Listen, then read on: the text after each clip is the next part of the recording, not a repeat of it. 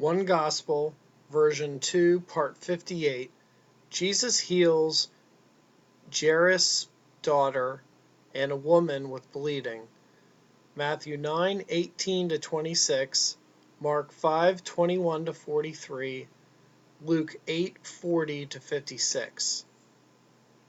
And it came to pass, when Yeshua had crossed over again in the boat to the other side, a great multitude gathered to receive him, for they were all waiting for him, and he was near the sea.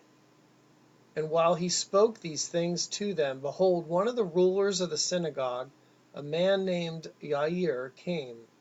And when he saw him, he fell at Yeshua's feet and worshipped him, and called on him greatly to come into his house, saying, My little daughter is at the point of death just now.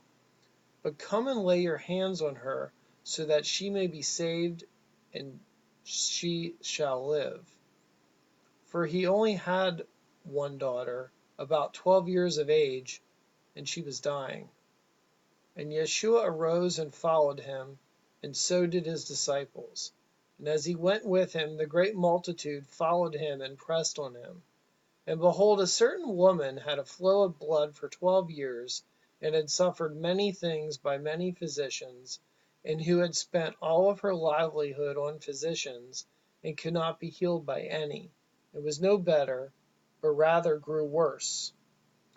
When she heard concerning Yeshua, she came in the crowd from behind and touched the fringe of his garment, for she said within herself, If I may only touch his garments, I shall be saved. And immediately the fountain of her flow of blood dried up and stopped. And she knew in the body that she was healed of that plague. And Yeshua, immediately knowing in himself that power had gone out of him, turned around in the crowd and said, Who touched my garments? When all denied it, Kepha and his disciples and those who were with him said to him, Master, you see the multitude throngs and presses you, and you say, Who touched me? And Yeshua said, Somebody touched me, for I perceived power going out from me. And Yeshua turned around, and he looked around to see her who had done this thing. And the woman saw that she was not hidden. She came fearing and trembling, knowing what was done to her, and fell down before him and told him the whole truth. She declared to him in the presence of all the people the reason she had touched him, and how she was healed immediately. And he said to her, Daughter, be of good cheer. Your faith has saved you.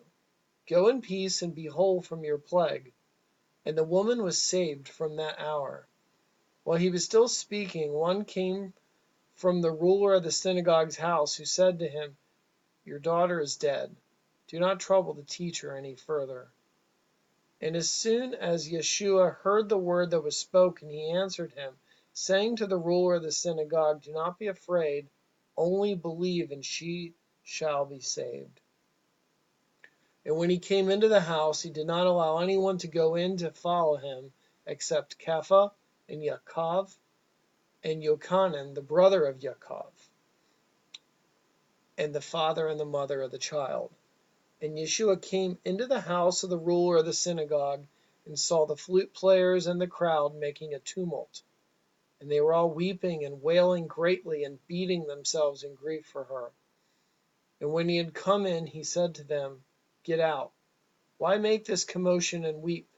Do not weep, for the girl is not dead, but sleeping.